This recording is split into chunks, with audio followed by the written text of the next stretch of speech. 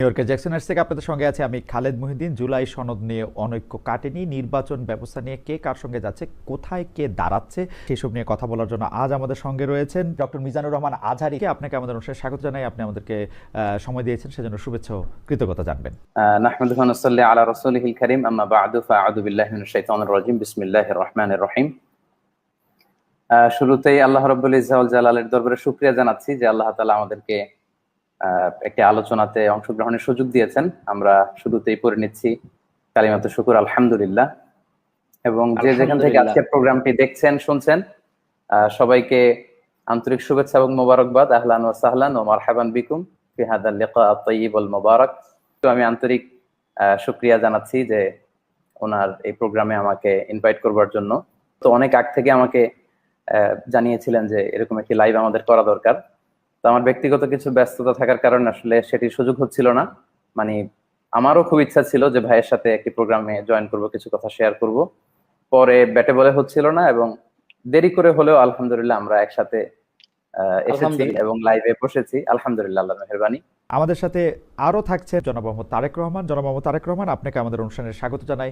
আপনি আমাদের সাথে যুক্ত হয়েছেন, সেজন্য শুভেচ্ছা ও কৃতজ্ঞতা।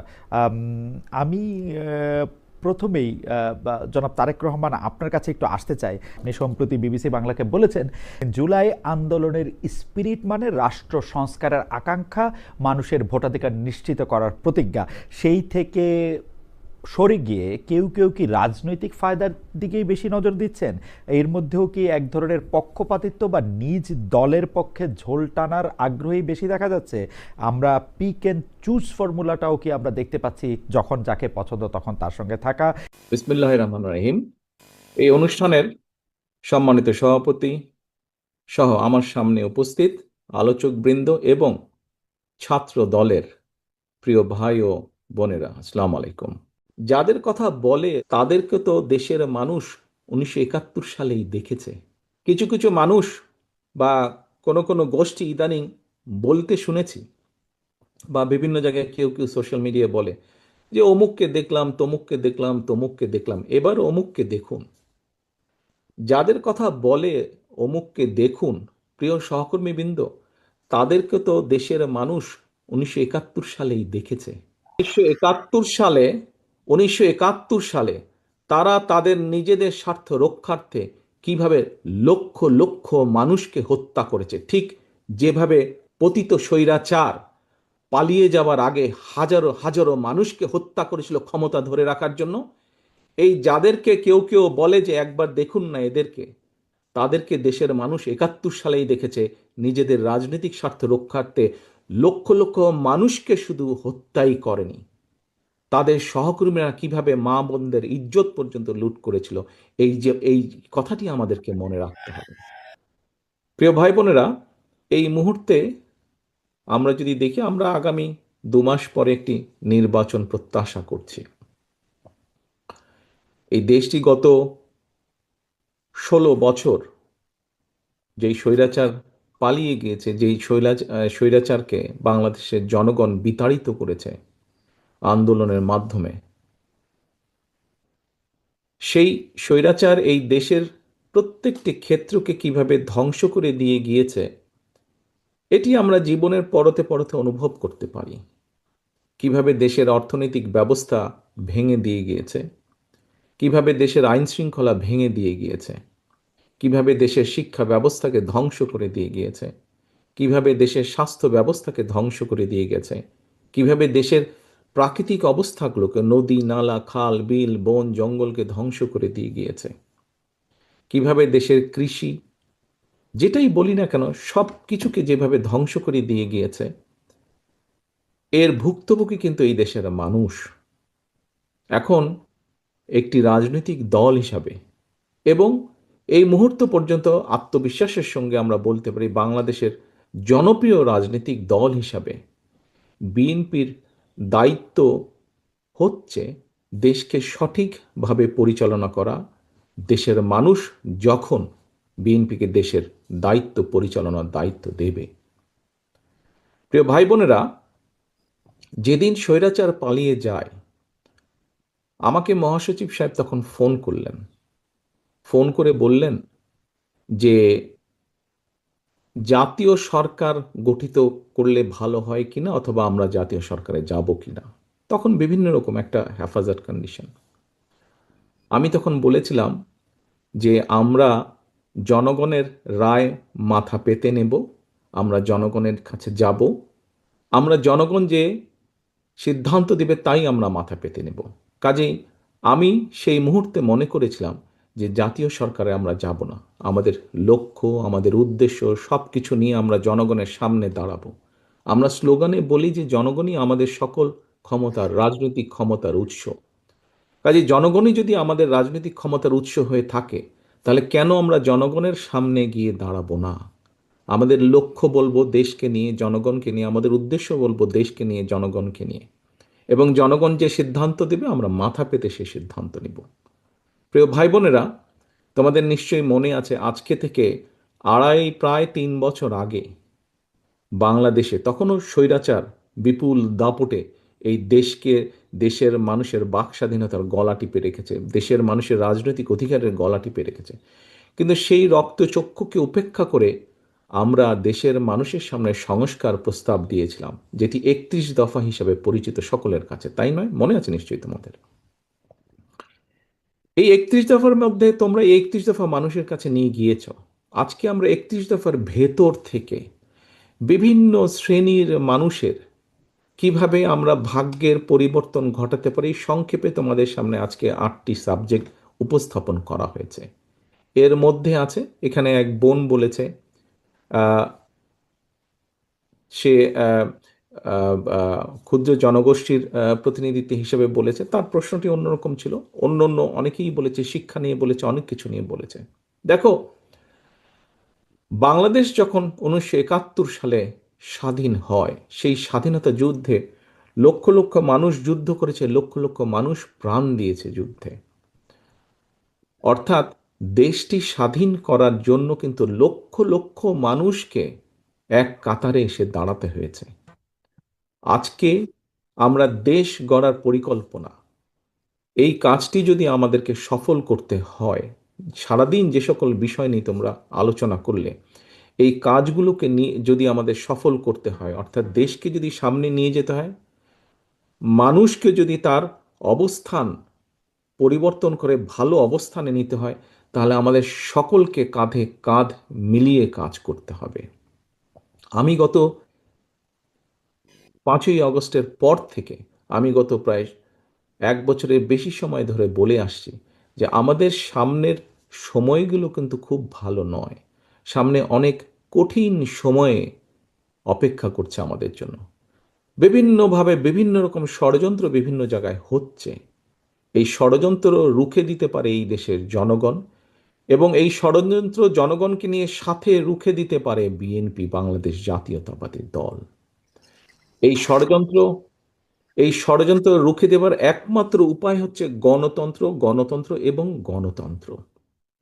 আমরা যদি গণতন্ত্রকে প্রতিষ্ঠিত করতে পারি, যে কোনো মূল্যে জনগণের মতামতকে প্রতিষ্ঠিত করতে পারি, তাহলে অবশ্যই অনেক ষড়যন্ত্রকে আমরা রুখে দিতে পারবো। কিন্তু ষড়যন্ত্রকে রুখে দিতে পারলেও তারপরেও কিন্তু সামনে অনেক কঠিন সময়। একটু আগেই আমি বলেছি, এবং তোমরা নিজেরাও জানো, তোমরা আজকে ছাত্র দলের প্রতিনিধি হিসাবে এখানে প্রত্যেকে উপস্থিত আছো, ছাত্র হিসাবে তোমাদের নিজেদের ধারণা আছে। প্রত্যেকটি ক্ষেত্রে একটি অরাজকতা বিরাজ করছে। কাজে আমরা এখানে আজকে অর্থনীতি নিয়ে আলাপ করেছি। আমরা এখানে তরুণ যে সমাজ, কয়েকজন তোমরা প্রশ্ন করেছে, তরুণ যে সমাজ, তাদের সামনে সবচেয়ে বড় যেই সমস্যাটি, তাদের কর্মসংস্থানের বিষয়, এই কর্মসংস্থানের বিষয় নিয়ে আমরা আজকে এখানে আলাপ করেছি। আমরা দেশের মানুষের স্বাস্থ্য নিয়ে এখানে আলোচনা করেছি। আমরা এখানে দেশের যে অর্ধেক সমাজ নারী সমাজ, এই নারী সমাজকে কিভাবে এম্পাওয়ার করা যায় এবং তাদের কন্ট্রিবিউশনকে সমাজের মধ্যে নিয়ে আসা যায়, এবং যেটার শুভ ফল দেশের অর্থনীতি, দেশের সমাজ ব্যবস্থা, পরিবার, স্বাস্থ্য সব কিছুর উপরে সে শুভ অবস্থাটা পড়বে, কিভাবে সেটা করা যায় তা নিয়ে আমরা আলোচনা করেছি। দেশের পরিবেশ নিয়ে আমরা আলোচনা করেছি। দেশের শিক্ষা ব্যবস্থা নিয়ে আমরা আলোচনা করেছি। কিভাবে শিক্ষা ব্যবস্থাকে আমরা গড়ে তুলতে পারি, কিভাবে শিক্ষকদেরকে আমরা গড়ে তুলতে পারি সুন্দরভাবে। কারণ শিক্ষকদেরকে যদি আমরা গড়ে তুলতে পারি, তাহলে ভবিষ্যৎ শিক্ষা ব্যবস্থাকেও সুন্দরভাবে গড়ে তুলতে পারবো।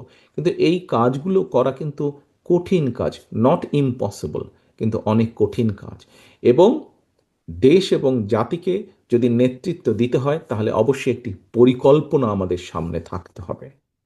প্রিয় ভাই বোনেরা, তোমরা আজকে যখন এই হলে এসে বসেছো, তোমাদের আলোচনা শুরু হয়েছে, তোমরা যে আলোচনা শুরু হবার সময় তোমাদেরকে প্রত্যেকে একটা করে ফোল্ডার দেওয়া হয়েছে, এবং কিছুক্ষণ পরে খুব সম্ভবত লাঞ্চের পরে তোমাদের সকলকে আলাদা আবার হাতে হাতে একটা লিফলেট দেওয়া হয়েছে না তোমাদের? সেই লিফলেটের মধ্যে কি আছে? সেই লিফলেটের মধ্যে কি আছে আমি বলছি। আলাদা একটি লিফলেট তোমাদেরকে দেওয়া হয়েছে। এখানে সোহেল, আজকে যে অনুষ্ঠান পরিচালনা করছে আমাদের জয়েন্ট সেক্রেটারি সোহেল, তার বক্তব্যে সোহেল কিন্তু একটি গুরুত্বপূর্ণ কথা বলেছে।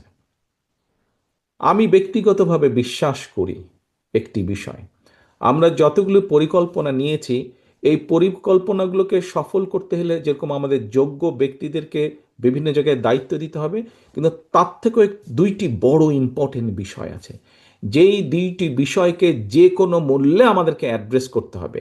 এবং এই দুইটি বিষয়কে যদি আমরা অ্যাড্রেস করতে না পারি, আমাদের পুরা জাতি এবং দেশ সংকটের মধ্যে পড়বে। কি দুটি বিষয়? এক, দুর্নীতি, যে কোনো মূল্যে এই দুর্নীতির লাগাম টেনে ধরতে হবে। দুই, আইন শৃঙ্খলা পরিস্থিতি, যে কোনো মূল্যে আইন শৃঙ্খলা পরিস্থিতির লাগাম টেনে ধরতে হবে। যদি আমরা দুর্নীতি এবং আইন শৃঙ্খলা যদি আমরা দুর্নীতি এবং আইন শৃঙ্খলার লাগাম টেনে ধরতে না পারি, তাহলে আমরা যে পরিকল্পনাগুলি গ্রহণ করেছি মানুষের স্বাস্থ্য নিয়ে, দেশের ভবিষ্যৎ সন্তানদের শিক্ষা ব্যবস্থা নিয়ে,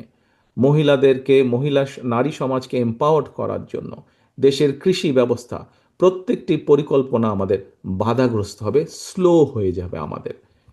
সেজন্যই আমাদের সরকার গঠনের সুযোগ পাওয়ার সাথে সাথে সর্বপ্রথমে আমাদেরকে নজর দিতে হবে, সর্বপ্রথমে আমাদেরকে ব্যবস্থা করতে হবে দুর্নীতির লাগাম কিভাবে আমরা টেনে ধরব। প্রিয় ভাই বোনেরা, তোমাদের হাতে যে লিফলেটটা দেওয়া হয়েছে, এই লিফলেটের মধ্যে একদম তথ্য দিয়ে উপস্থাপন করা হয়েছে যে বিএনপি 2001 সাল থেকে 2006 সাল পর্যন্ত যখন দেশ পরিচালনার দায়িত্বে ছিল, তার আগে এই যেই স্বৈরাচারকে বিদায় করা হয়েছিল, সেই স্বৈরাচার যখন দেশ ক্ষমতায় ছিল, সেই সময় কিভাবে তারা দুর্নীতিতে দুর্নীতি ছেয়ে ফেলেছিল দেশকে, এবং 2001 সালে দায়িত্ব পাবার পরে কিভাবে খালেদা জিয়ার সরকার ধীরে ধীরে ধীরে ধীরে দুর্নীতির অবস্থার উন্নতি ঘটিয়েছিল, দুর্নীতি থেকে ধীরে ধীরে কিভাবে দেশকে বের করে নিয়েছিল, একটি আন্তর্জাতিক সংস্থার সংস্থার যে অ্যানালাইসিস, সেই অ্যানালাইসিস একদম পুরা সুন্দরভাবে তোমাদের সামনে তুলে ধরা হয়েছে সেই লিফলেটটার মধ্যে। কাজেই আমরা দৃঢ়ভাবে অত্যন্ত আত্মবিশ্বাসের সঙ্গে বলতে পারি, এই বাংলাদেশে যদি দুর্নীতির লাগাম টেনে ধরতে পারে, তাহলে একমাত্র বাংলাদেশ জাতীয়তাবাদী দলই পক্ষেই সেটা সম্ভব। সেইটি করা সম্ভব একমাত্র কারণ আমরা অতীতে করেছি, আমরা ইনশাল্লাহ ভবিষ্যতে দেশের মানুষ দিলে ভবিষ্যতে ইনশাল্লাহ আমরা সেই কাজটি করিয়ে দেখাতে পারবো। প্রিয় সহকর্মীবৃন্দ, কেউ কেউ বলে থাকে স্বৈরাচার যেভাবে বিএনপির সম্পর্কে, এই যে স্বৈরাচার, পলাতক যে স্বৈরাচার, তারা বিএনপির সম্পর্কে যেসব মিথ্যা প্রপাগান্ডা ছড়াতো, আমরা ইদানিং লক্ষ্য করছি কিছু কিছু ব্যক্তি বা দল ঠিক একই সুরে গান গাইছে বা একই সুরে কতগুলো কথা বলার চেষ্টা করছে। এখন প্রশ্ন হচ্ছে, তাদেরও তো দুইজন ব্যক্তি আমাদের সাথে সেই সময় সরকারে ছিল। এই দুজন ব্যক্তি পৃথিবীতে আর নেই। দুজনই সিনিয়র মানুষ, দুজনেই সিনিয়র রাজনীতিবিদ ছিলেন।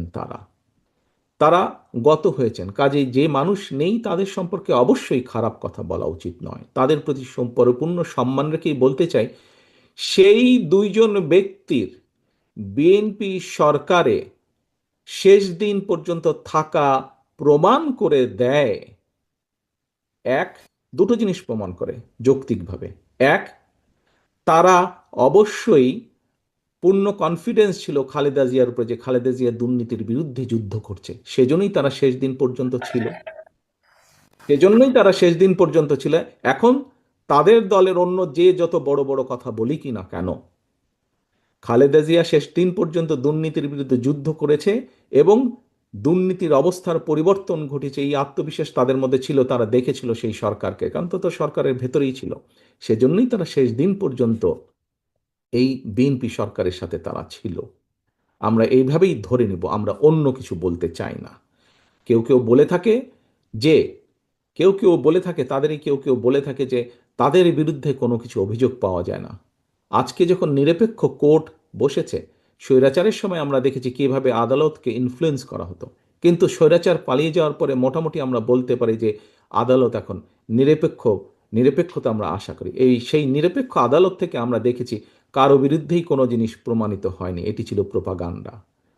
কাজেই আমাদেরকে আজকে এই এই এই কনক্লুশনই আসতে হবে যে একমাত্র বিএনপি পেরেছিল দেশকে দুর্নীতি থেকে বের করে নিয়ে আসতে।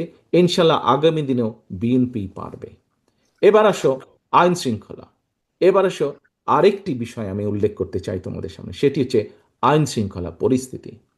প্রিয় ভাই বোনেরা, তোমাদের অনেকেরই বয়স তখন আজকে থেকে অনেক কম ছিল, কিন্তু তোমরা নিশ্চয়ই শুনেছ অনেক মানুষের কাছে, সহকর্মী হোক, পরিবারের সদস্য হোক, আত্মীয় স্বজন হোক, বিগত বিএনপি সরকারের সময় আমরা বিভিন্ন আইন শৃঙ্খলা বাহিনী তৈরির মাধ্যমে আমরা দেশে আইন শৃঙ্খলা পরিস্থিতির উন্নতি ঘটিয়েছিলাম। হ্যাঁ, পরবর্তীকালে আমরা দেখেছি যে এই যে বিগত যে স্বৈরাচার পালিয়ে গেছে, তারা তাদের ক্ষমতার অপব্যবহার করে সেই আইন শৃঙ্খলা বাহিনীকে রাজনৈতিক স্বার্থে ব্যবহার করেছিল এবং রাজনৈতিক স্বার্থে ব্যবহার করে পুরা জাতি দেশকে বিশ্বের সামনে কলঙ্কিত করেছে। সেই আইন শৃঙ্খলা বাহিনীকেও তারা কলঙ্কিত করেছে, সেটি হচ্ছে তারা অপব্যবহার করেছিল। কিন্তু বিএনপি দেশের স্বার্থে কোনো কিছু বিবেচনা, রাজনৈতিক প্রিফারেন্স না দিয়ে বরঞ্চ কিভাবে মানুষের শান্তি শৃঙ্খলা প্রতিষ্ঠিত করা যায়, কিভাবে দেশের আইন শৃঙ্খলা প্রতিষ্ঠিত করা যায়, তার প্রতি মনোযোগী ছিল। সেটাই ছিল বিএনপির কাছে প্রায়োরিটি।